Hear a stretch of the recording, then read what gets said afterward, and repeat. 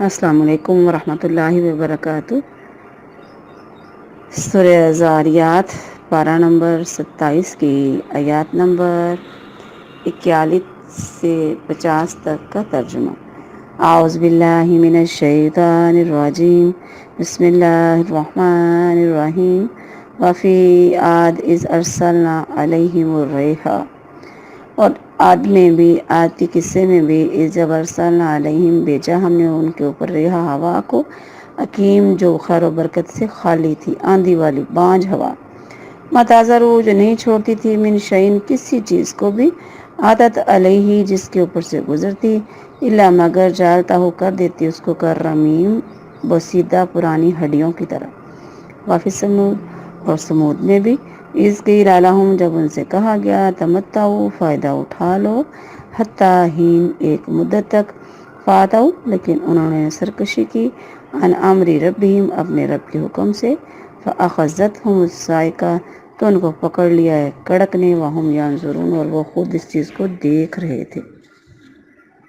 وما استطاعوا تو نہ طاقت تھی ان میں، من قیام کھڑے ہونے کی، وما کانوا منتصرین اور نہ وہ بدلہ لینے والے تھے، وقوم نوح من قبل اور اس سے پہلے نوح علیہ السلام کی قوم کو بھی دیکھو، انہم کانوا قوما فاسقین بے شک وہ قوم نافرمان تھی، فاسق تھی، حد سے بڑھنے والی تھی۔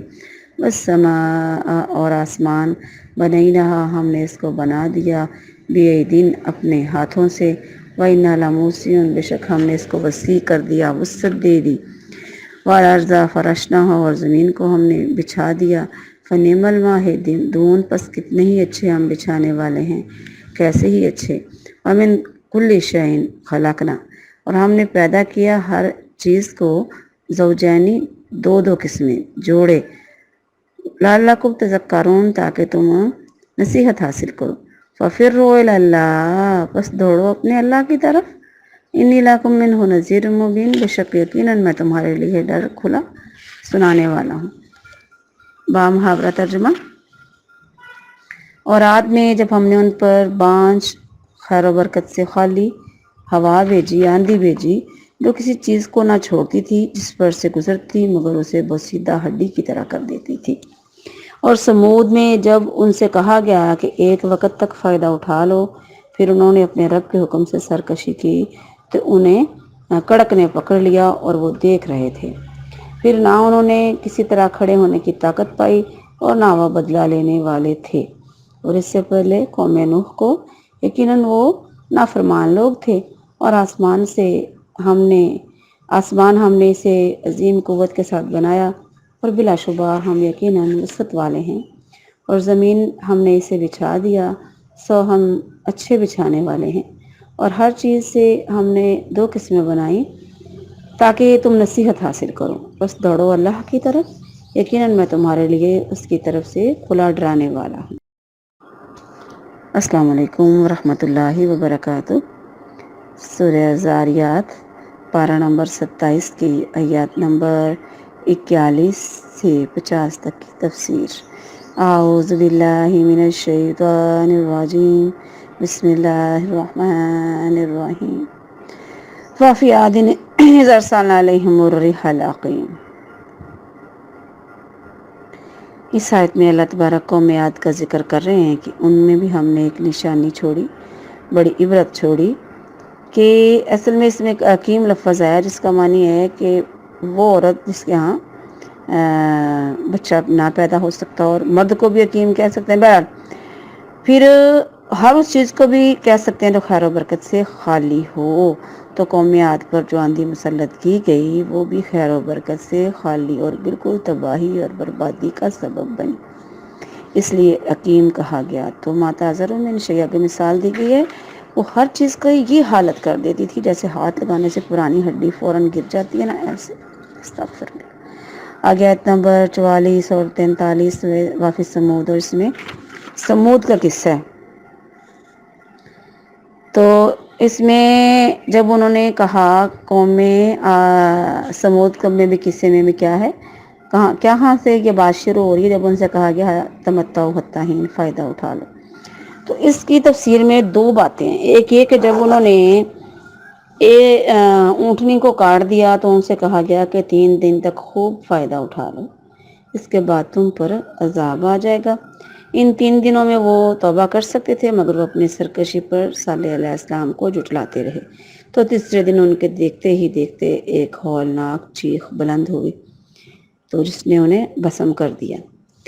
تو اب تمتع فتحین کے لیے دوسری بات یہ ہے، قول یہ بھی کہا جا سکتا ہے، تو ایک وقت تک خوب فائدہ اٹھا لو کہنے سے مراد صالح علیہ السلام کا ان کی طرف مبعوث ہونے کے وقت کا خطاب ہے کہ دنیا میں تمہیں موت تک مہلت ہے، اس میں خوب فائدہ اٹھا لو، مگر اس اونٹنی کو نقصان نہ پہنچانا ورنہ تم پر عذاب آ جائے گا۔ بہرحال دونوں معنی بھی ہو سکتے ہیں، ایک معنی بھی ہو سکتا ہے اس بات کا، لیکن انہوں نے کیا کیا، وہ الٹ چلے تو نافرمانی کی نبی کی۔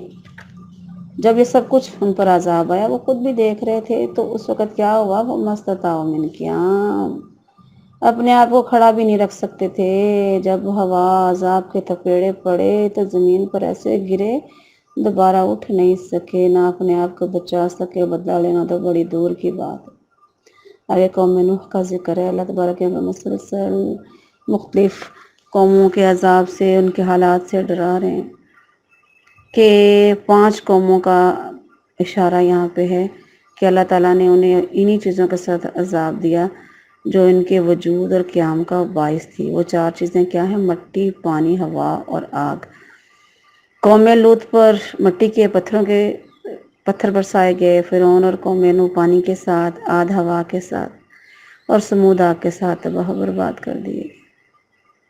آگے اللہ تبارک نے آیت نمبر 47 والسماء بنینا، یہاں پہ اللہ تبارک اپنی نشانیاں بتا رہے ہیں۔ سورت کے شروع میں بھی بتایا گیا، یہاں پہ بھی کہ اللہ تعالیٰ نے کئی قسمیں کھا کے بتایا دوبارہ زندہ کیا جانا ہے، پھر زمین و آسمان کی نشانیاں بتائیں، اتنی بڑی بڑی، نبی علیہ السلام کو تسلی دی کہ کیا یہ قومیں جنہوں نے غلط کیا ان کا یہ انجام ہوا، تو اس لیے آپ بھی ان کے بارے میں پریشان نہ ہوں۔ آیت نمبر 48 والارض فرشنا، زمین آسمان کی اللہ تعالیٰ نے نشانیاں اکٹھی ساتھ ہی بتائیں کہ بہت بڑی بڑی دونوں چیزیں، بہت بڑی نشانیاں اللہ کی، زمین کی پیدائش کی، پھر اس میں جو چیزیں موجود ہیں ان کا ذکر کیا، ہر چیز کا ڈبل جوڑا بنایا، تو پھر زمین کو ہموار بنایا، اونچی نیچی ہوتی تھی، انسان چل نہیں سکتا تھا، لیٹ نہیں سکتا تھا، پھر نہیں سکتا تھا، خوشگوار زندگی کا تصور ممکن نہیں تھا، لیکن اللہ نے اس کو بچھا کر اپنے بندوں کو خوشگوار زندگی دے دی۔ اللہ نے فرمایا فَنِعْمَ الْمَاهِدُونَ، یعنی اتنا اچھا بچھا دیا کہ انسانوں کے لیے مسائل ہی نہیں بنتے، بڑے مزے سے رہتے ہیں انسان سکون کے ساتھ۔ آیت نمبر 49 وَمِن كُلِّ شَيْءٍ خَلَقْنَا زَوْجَيْنِ، اللہ نے بتایا ہم نے ہر چیز کے جوڑے بنائے، تو ہر ایک چیز میں دوسری چیز موجود ہے، مثلا آسمان، زمین، مرد، عورت، دن رات، نر مادہ، خشکی تری، اندھیرا اجالا، موت و حیات، نیکی بدی، آسمان زمین، جنت دوزخ، نباتات، حیوانات، اب کچھ بھی لاؤ گے نا، ہر چیز کا جوڑا موجود ہے۔ مقصد کیا ہے؟ تاکہ تم اس کا ذکر کرو، نصیحت پکڑو کہ اس کے مقابلے میں کوئی یہ سب کچھ اور ہستی کر سکتی ہے بھلا؟